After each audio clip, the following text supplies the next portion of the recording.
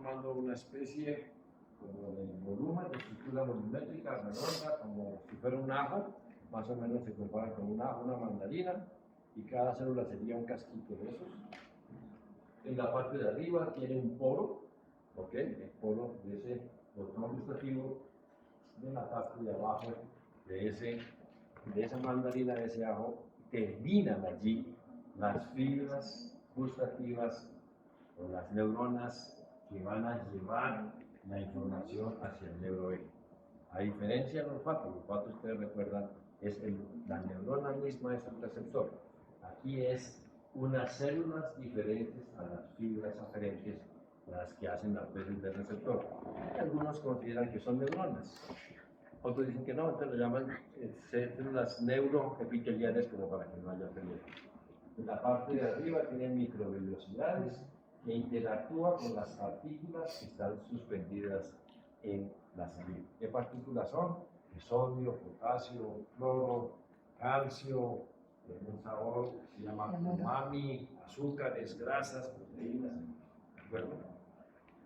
Y estas células neuroepiteliales se han clasificado así por sus características histológicas a la función y por su capacidad de reacción con las diferentes sustancias. Voy a mencionarlo, no tienen que tenerlo presente, pero unas de ellas responden más, por ejemplo, a sabores ácidos dulces, otras a sabores amargos, otras a umami. Umami es como el sabor de la soya, que es un sabor como neutro. Entonces, antes no se tenía en cuenta ese sabor.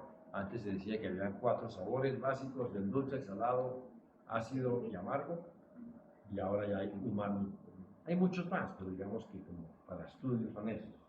Entonces, estas células aquí están ubicadas, unidas entre sí, sostenidas entre sí, interactúan con la sustancia que está suspendida en la saliva, se activa, se produce un potencial de acción aquí, y se produce entonces una liberación de neuropéptidos que interactúa con las fibras aferentes que van a llevar la información.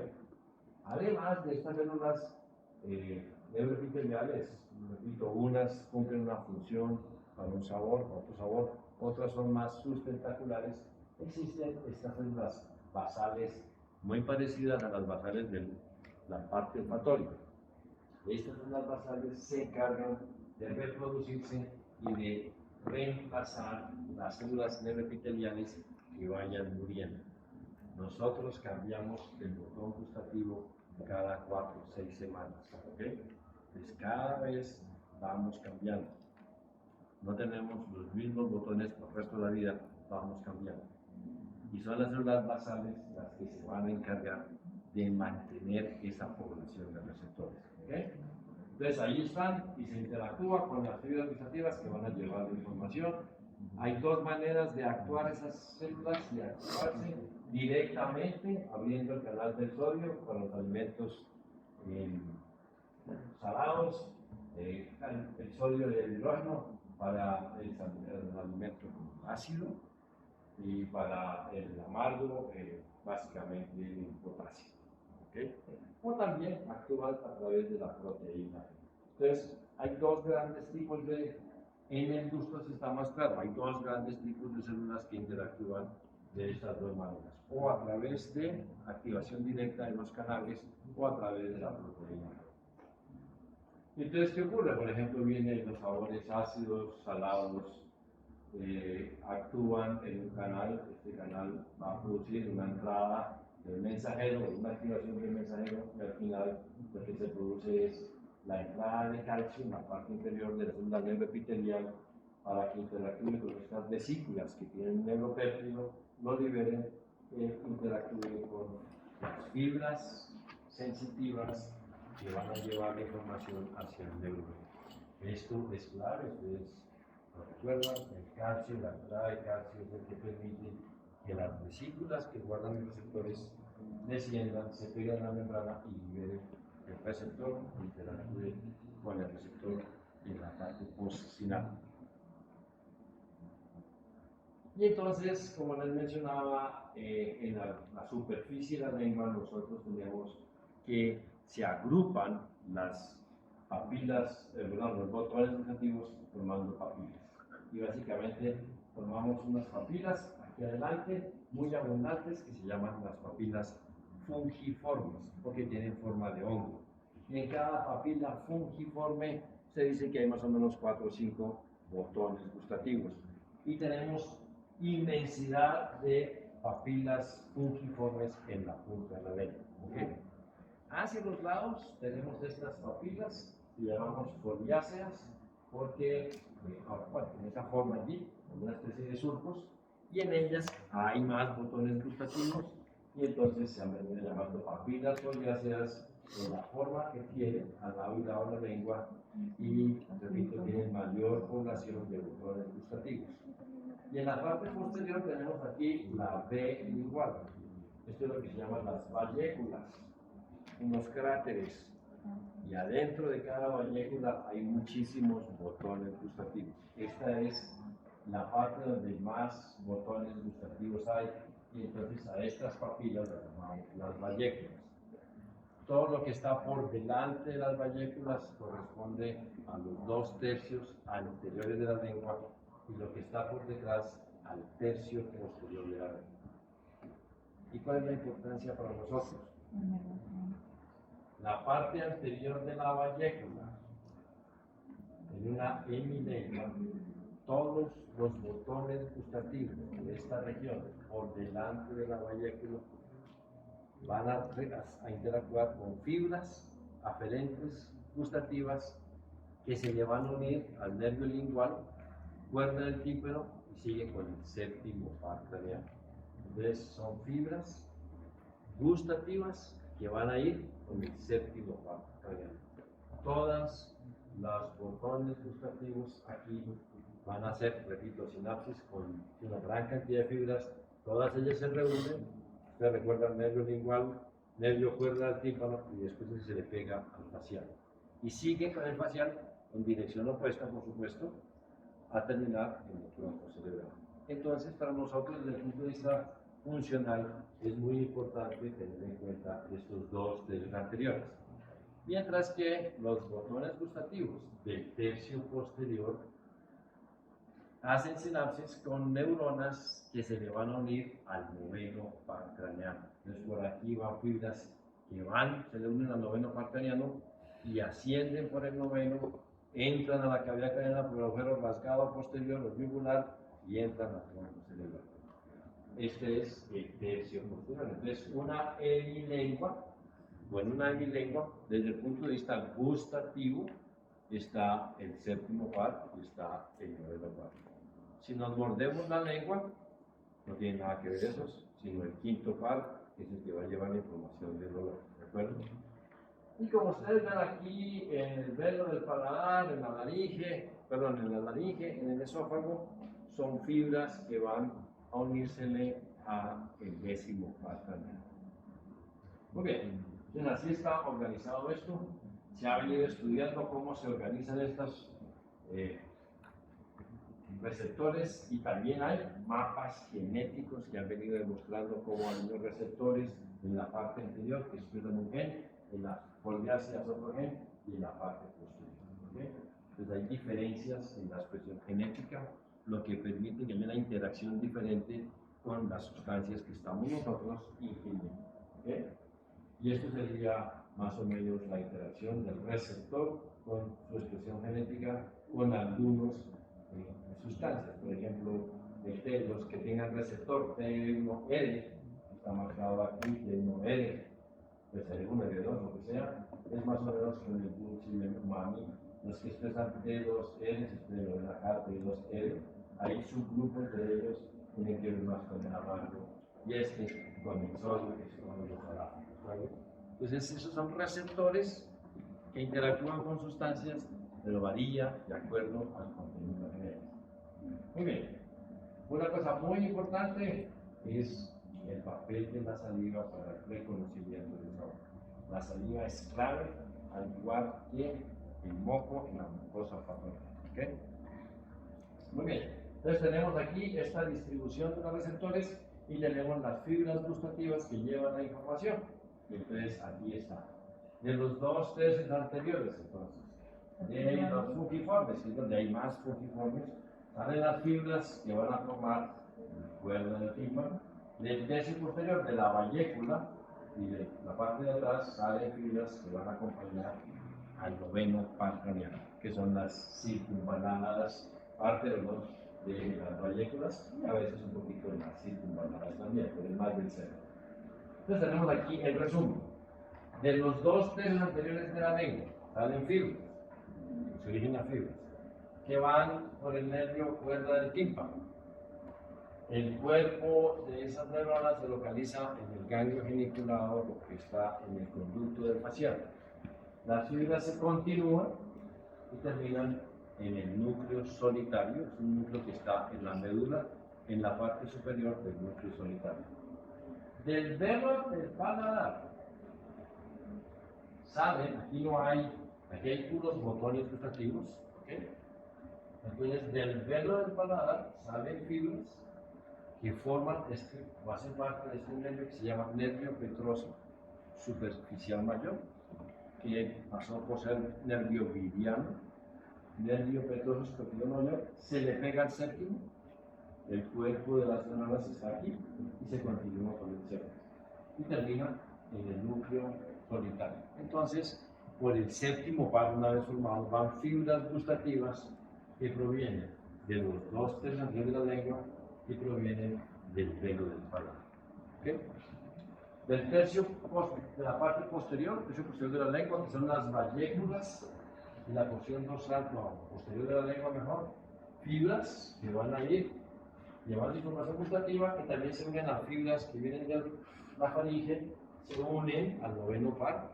El cuerpo de esas neuronas está en este ganglio que se llama ganglio petroso, que está en el agujero yugular y de ahí siguen hasta el núcleo solitario.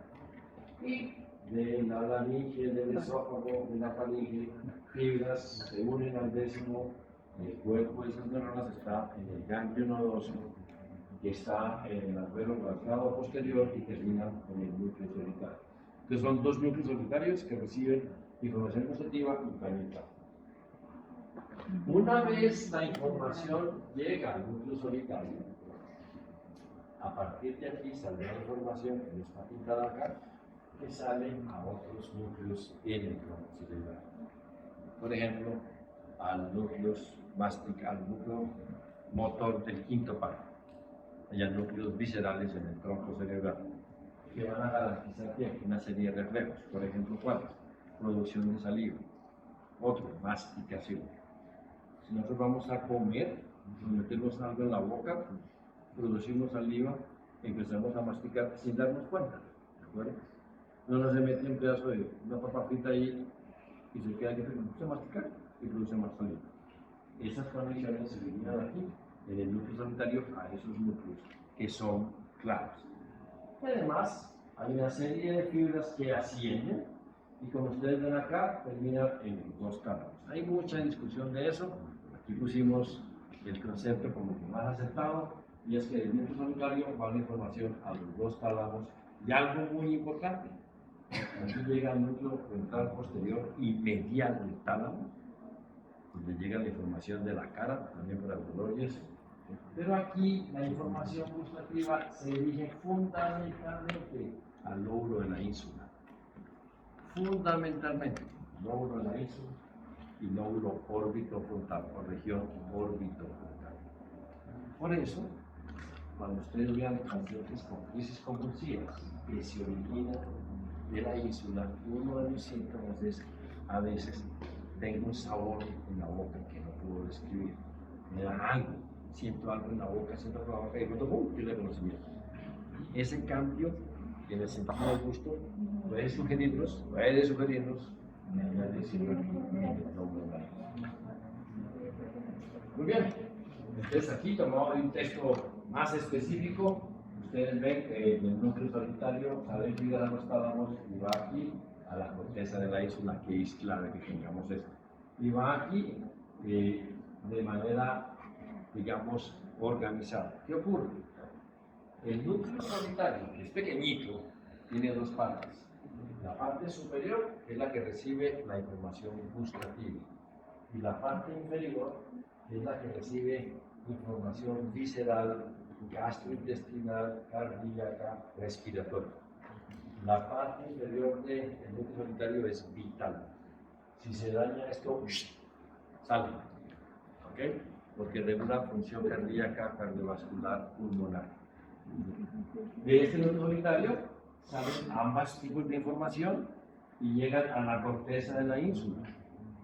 Pero llegan de manera organizada para el gusto, para la parte cardíaca, para la parte digestiva, para la parte pulmonar. Y cuando ustedes vean pacientes, o si ven pacientes con crisis convulsivas del lóbulo de la ínsula, además de estos cambios pueden tener alteraciones cardiovasculares, y hacer una bradicardia severísima o hacer una taquicardia importantísima antes de la crisis convulsiva. ¿Okay?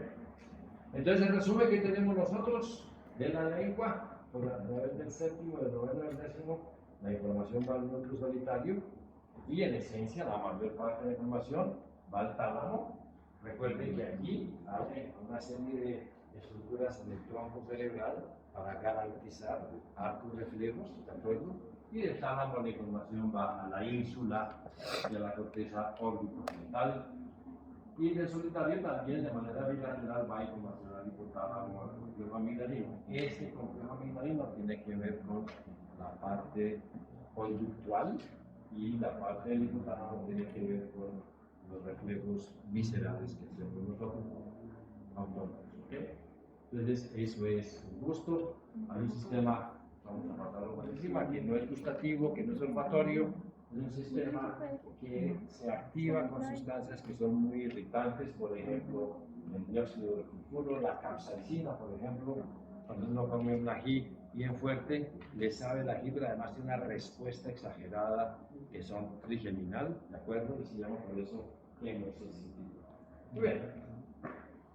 Algo importante para examinar el gusto, primero preguntar a la persona cómo está de gusto, si está mal de gusto, tiene buen gusto.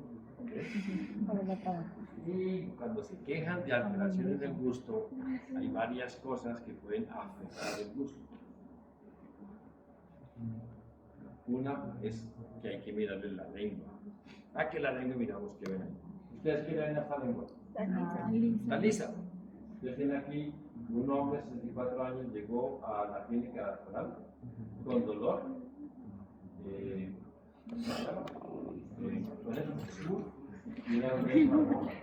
una sensación de presión ahí, de quemazón. Yo tenía algo en la lengua. ¿Y qué más dicen? No le ningún déficit al diagnóstico, todo estaba bien, movía la lengua bien, cerraba todo bien y tenía eso. ¿Okay? ¿Qué puede ser eso que ven ustedes ahí? Puede ser un líquido oral plano, un síndrome de Sherry, una carcinoma de la lengua, anemia perniciosa, amiloidosis. ¿Conocen algo de esto o nada? No, ¿quieres tomar foto del diagrama? ¿Me la mandas? El líquido, digamos que no ve esto, y ve la lengua, me duele, pero además afecta el sabor. ¿Okay? Porque las papilas gustativas se están alterando. Esto, si ustedes lo ven así, si ustedes lo ven así, saquen la lengua y ven eso, tienen que tener presente esto, que no tenga deficiencia de vitamina B12. Hace dos clases les mostré deficiencia de vitamina B12 en el cordón espinal. Esto es deficiencia de vitamina B12. Esa no es B9. ¿Qué? Bueno, veamos. B12 no es megaloblástica. Ahí está. No. Veamos. ¿Y esta lengua? ¿Cómo les parece la lengua? ¿Fea? Uy, ¿por qué le cierra la boca? Saque la lengua. Tienes un color amarillo curioso. ¿Sí ven la superficie de la lengua? Sí. Miren acá. Miren acá. Comparen esta superficie con esta superficie. Miren. Estas son las papilas gustativas. ¿Y qué dice aquí? Un hombre, oiga, dos hombres, ¿no? De 26 años, jovencito. Usted dirá un adulto de 26, yo diría un bebé de 26. Llega a la emergency con 2 meses de historia, con historia de 2 meses, perdón, de alteración del gusto. No me saben las vainas bien. ¿Okay? No me saben las vainas bien, saque la lengua. ¿Qué le ven ahí a la lengua? Una vaina amarilla anulada. Cierra la boca, por favor, cierra la boca. Esto es un hallazgo al examen que le sugiere a uno falla renal. ¿Qué dice? Uremic es falla renal. ¿Okay? Tenía pérdida del gusto, sensación de malestar general, pérdida de peso y calambres. ¿Okay? Entonces es importante. ¿Y esta lengua? ¿Qué les parece? Todas las papilas que se encuentran ahí con un color. Dice aquí, a una mujer con lengua café, dice, llegó hasta que tuvo un accidente y entonces le dieron antibióticos y entonces se le volvió negra la lengua. Después de una semana le había empezado los antibióticos. ¿Ok? Entonces saquen la lengua. Miren esto, miren esto. Ustedes vean eso. ¿Qué antibiótico está tomando? Hay muchos medicamentos que afectan el gusto. Uno, por ejemplo, que usamos mucho, es el metronidazol. Y esa vaina produce un sabor desagradable en la boca. ¿Okay? Algunos tomamos estos medicamentos con la externa. Esto es por un antibiótico, es por las tetracinas. ¿Okay? Entonces, importante cuando examinemos el gusto, mirar cómo está la lengua. ¿Okay? Primero, una pregunta del gusto. ¿Les produjo disgusto?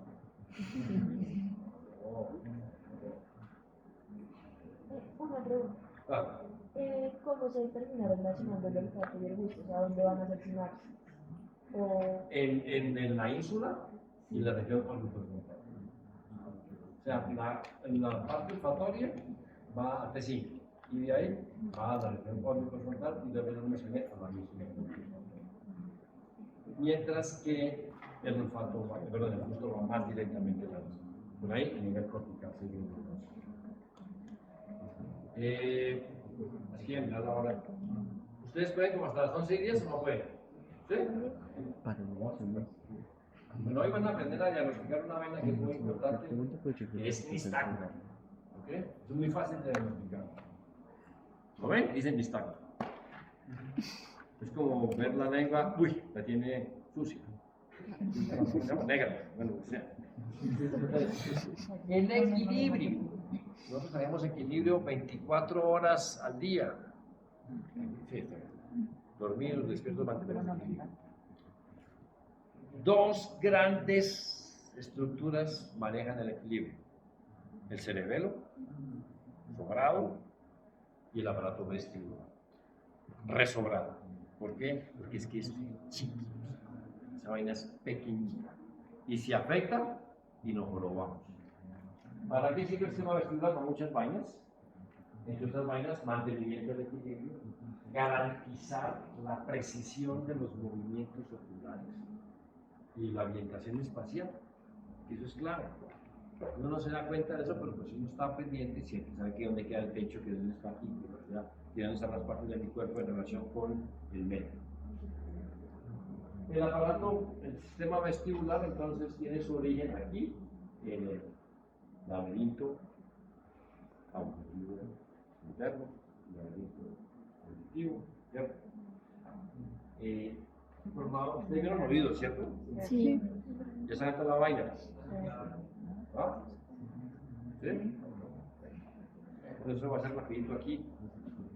Tenemos canales semicirculares que son 3 pares.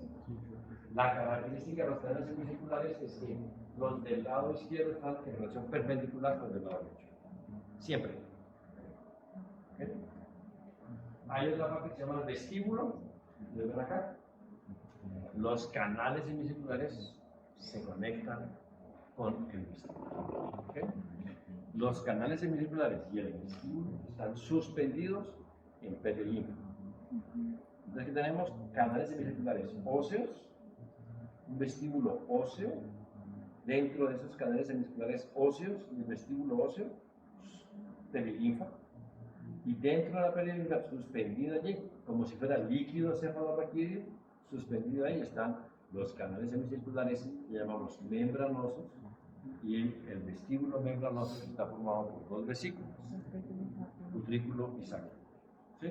Entonces es como decir, el tejido nervioso suspendido en líquido ferroquídeo que tiene una cavidad, aquí es igual, los canales semicirculares y el vestíbulo membranoso suspendidos en líquido contiene una cavidad y ahí están los receptores. Lo importante es que estos canales están siempre en forma perpendicular en relación con la tierra. Y es muy curioso porque estos verdacos canales semicirculares lo llaman diferentes. Ustedes toman un artículo, un libro o otra cosa, lo llaman diferentes. Horizontal, posterior, el más tal vez, los que más se mantienen constantes es el horizontal, que es el que más se afecta, ¿ok? El posterior. ¿Y qué otro canal?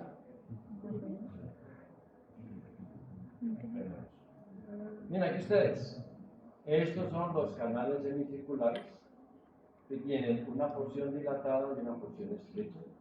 La porción dilatada la llamamos ampolla semicircular, donde está el receptor, que se llama la cresta. Aquí ustedes lo ven, miren, aquí está en los canales semicirculares el vestíbulo, el caracol, el octavo parto. El octavo parto tiene dos porciones, la que trae la información vestibular y coclear. Ahí ustedes lo ven, hermosísimo, están ahí. Entonces, ¿qué tenemos nosotros? El canal semicircular, que ustedes ven superior, posterior y horizontal. Entonces, este es, y lo traje porque esto es como la nomenclatura que más se sabe. Nosotros y ustedes van a aprender a diagnosticar hoy dos alteraciones, del posterior y del horizontal. ¿Okay? Entonces, ¿qué tenemos nosotros? Este canal tiene una porción que se pega con el otro, delgada, y una porción ensanchada. Ustedes lo ven ahí, las ampollas semicirculares. ¿Okay? Este sería el canal semicircular visto por fuera. Aquí en el vestíbulo tenemos el utrículo y el sacro. Unido, el sacro se une al caracol por este canal que se llama el canal de Williams. Por dentro hay endolinfa, aquí y aquí. La endolinfa es rica en sodio, pobre en potasio. La perilinfa es rica en potasio. La encuentran aquí. Sí, es al revés. Sí. Es al revés, sí, señor, es al revés. La endolinfa, la perilinfa, perdón, es rica en sodio y pobre en potasio y al revés la endolinfa. Si se rompe y entra la perilinfa acá, destruye los receptores. Muy bien. Tenemos entonces aquí estos dos y estos canales semicirculares. Si miramos, en las ampollas están los receptores, se llaman cresta ampollar, y aquí tenemos las máculas utricular y sacral. Ellos son los receptores para estos organelos vestibulares.